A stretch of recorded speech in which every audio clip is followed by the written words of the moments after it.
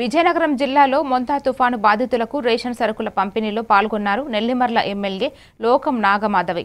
ఈ రోజు డెంకాడ మండలంలోని రఘుమండ, బంటుపల్లి, పెడాడ గ్రామ పంచాయతీల పరిధిలోని పునరావాస కేంద్రంలో తుఫాను బాధితులకు రేషన్ సరుకుల పంపిణీ కార్యక్రమంలో పాల్గొన్నారు.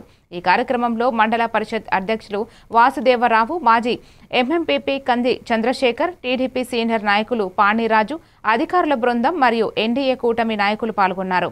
తుఫాను వల్ల ఇబ్బందులు ఎదుర్కొన్న ప్రజలకు ప్రభుత్వం అండగా ఉంటుందని ఎమ్మెల్యే తెలిపారు.